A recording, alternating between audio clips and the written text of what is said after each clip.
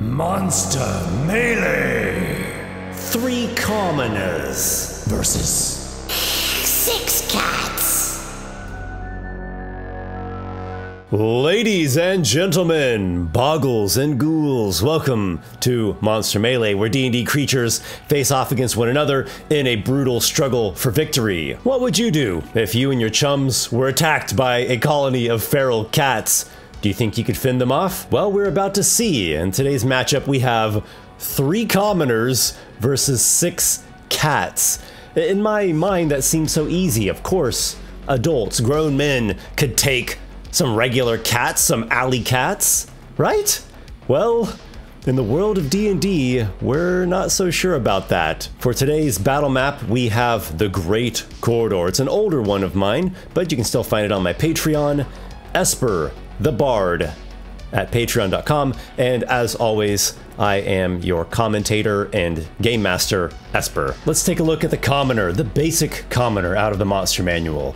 A medium humanoid, could be any race, could be any alignment, a mere challenge rating 0, armor class of 10, hit points of 4, speed of 30 feet, doesn't really have any kind of strengths, just plain average across the board on everything. Weaknesses, obviously very low hit points, very low armor class, very weak in combat. Just has this one attack with a club, +2 to hit, and does a plain 1d4 bludgeoning damage on a hit. Now, these are people, so maybe they could find some kind of improvised rocks or improvised weapons to throw. That could be a nice tactic. And then moving over to the cats, just regular cats. We'll call these feral cats, street cats. Tiny beast, unaligned, I know, not chaotic evil. Armor class of 12, hit points of only 2, a speed of 40, and a climbing speed of 30.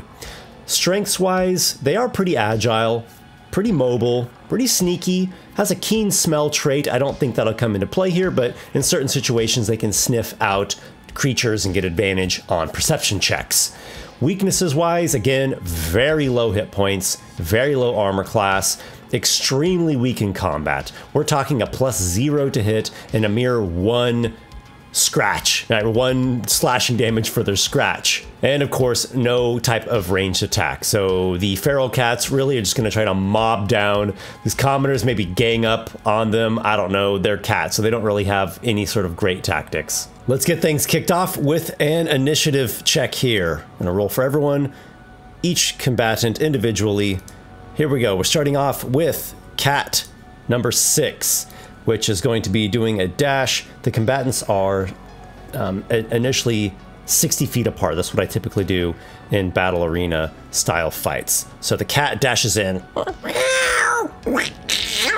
and closes the distance, closes the gap quite quickly. Cat number 4, it's going to get in there as well, joining with its feline ally. We next have commoner number 2, who is going to go to his mate's side to try to fend off this feral house cat. Bloody hell!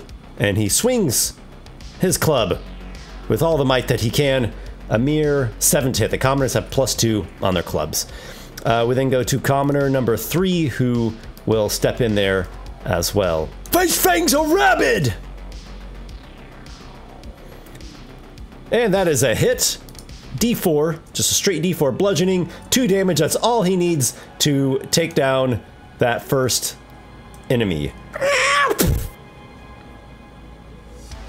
We move on to cat number 3, which is going to tear across the ground. Cat number 2, which would be this one here, it as well comes in there. Maybe I should just hide the defeated ones, otherwise it's going to get pretty clogged up in here. All right, cat number 5 runs in for its dash. Commoner number 1 is swinging his club mightily so. Not going to do it. And last in the round, cat number 1 rushes in to aid its alley pack mates, colony mates. Actually, I looked this up. You can also call it a clouder of cats. All right, Cat 6 at the top of the second round makes an attack. This is certainly going to hit on a nat 16. Deals 1 damage to commoner number 2. Commoner number 2 responds with a club attack, bludgeoning that cat for 3 damage, which is all that you need. You only need 2 actually to take out these deranged alley cats. Okay, again, I'm just gonna hide the defeated ones. They're so small, I don't really think that cat bodies would cause any differences in the terrain. Oh, look at that. There's this like broken hole right there. What if a commoner can like grab a cat and throw it in there? We'll try that. Commoner number 3 is gonna make a grapple attempt against the cat. So here we go. Not 2, so just a total of 2. That's quite bad. The cat is gonna make an opposed, not strength, the strength is terrible. It's gonna do dexterity, acrobatics, and it evades the grasp. Get over here! And the cat evades the commoner's grasp. That was gonna be funny if you threw it down that hole. Where are they? I don't know. There must be in some street of Bazagon, City of Mazes. All right, we're on to cat number 3. It's gonna make its attack roll. And it scratches commoner number 3 quite fiercely. That's, you know, that's a quarter of his hit points right there. Cat number 2, with its scratch, claws flash and also scratch commoner number 3. He is down to half hit points. Bloodied, as some people like to say.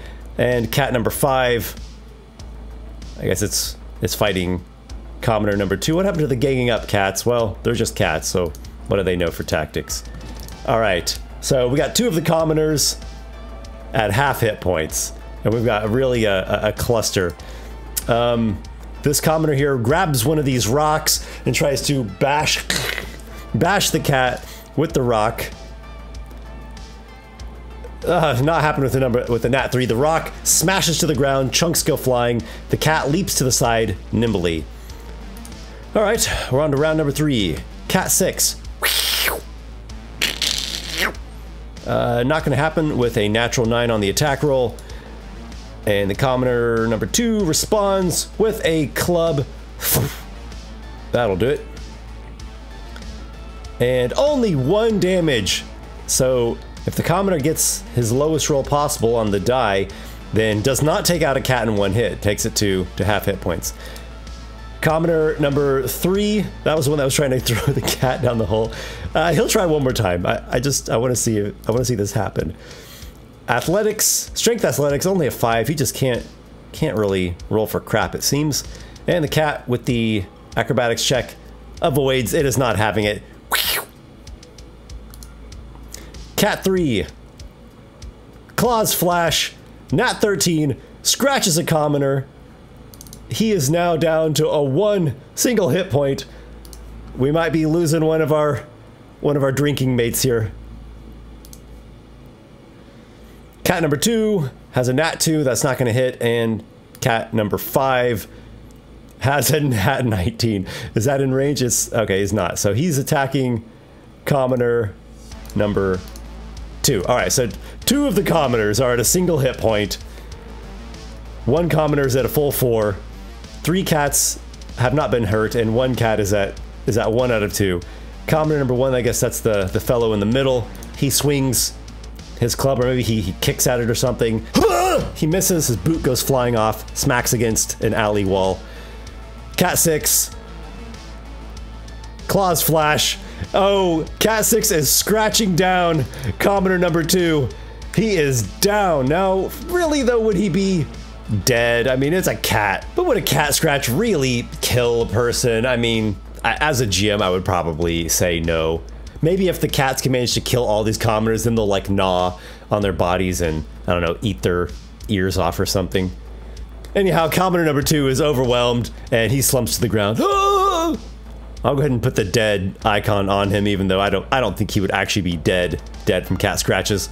All right, commoner number 3 is at a mere 1 hit point. Would a commoner stay in this fight at this point?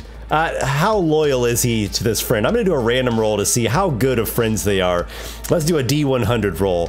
100, they are blood brothers, best friends for life. Through thick or thin, they will give their lives without a blink of an eye for the other. They hate each other. What are they even doing here together? He would probably laugh if the other guy got killed. 39. So yeah, they're not such great friends. I don't think he's just going to stay there in the fray of it. So what he is going to do, this commoner, way on number 3, he's going to disengage, and he's going to come back over here and pick up a rock, and he's going to try to throw rocks from a distance. So disengage is his action. So there we go. He leaves the other fellow to his fate with 3 cats about to start scratching. Cat number 3. That would be a hit right there, folks. So commoner number 1 goes from 4 to 3. Cat number 2. There's another hit.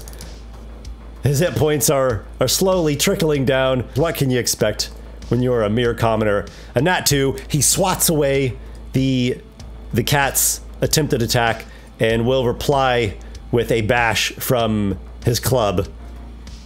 Oh, and he's not hitting with that. He swings. The cats duck and avoid.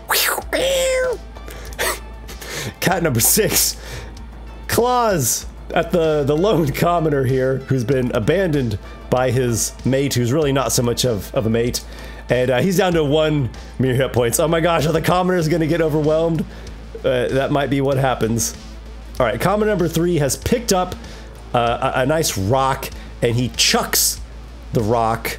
We'll say it's a pretty decent sized rock. We're going to say it's a totally improvised weapon, so he doesn't have any kind of proficiency bonus or anything. So just a straight D20 roll to hit. He's going to have to get a 12 or higher. 15 hits. We'll do a 1d4 bludgeoning with this chunk of rock, and he bashes that cat down to the ground. All right, get out of there, you flea-ridden alley cat. We're moving on to cat number 2, which will scratch. Almost had a critical hit there. That is a hit. Commoner number 1 falls to the ground, overwhelmed by 1 too many cat scratches. And down to the ground he falls. Cat number 5 arches its back, hissing and yowling. And can it get over there? I think it can. It's got a 40-foot speed. There we go. It races over, and its claws go to work.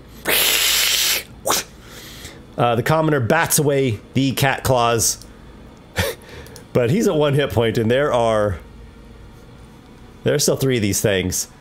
All right, cat number 6 joins in with its pack mate. A nat 2, not gonna hit, just gets a bit of a leathery boot. The commoner, oh my, oh gosh, he probably wants to run, but these cats are faster than him. So instead of being chased down and overwhelmed like a coward soiling his tunic, he will swing. He'll swing his club. That is a 12. That's going to hit, and he'll go ahead and take out the cat that is already damaged. Even his minimum roll would be enough to fell the feline. We're down to 2 cats and 1 commoner. I don't think he's gonna make it. I think he's a goner. All right, cat number 2 rushes in there, claws flashing, and that is a hit. It leaps up, rakes its sickle-like claws across the face of the already wounded commoner, and he falls to 0 hit points, slumping to the ground like a sack of potatoes. Ladies and gentlemen, the alley cats have won the day, or probably won the evening. That is a success. On behalf of the cats, we've got 2 cats still standing. What a battle. What a struggle. This was about as gritty and gruesome as I think I've ever seen.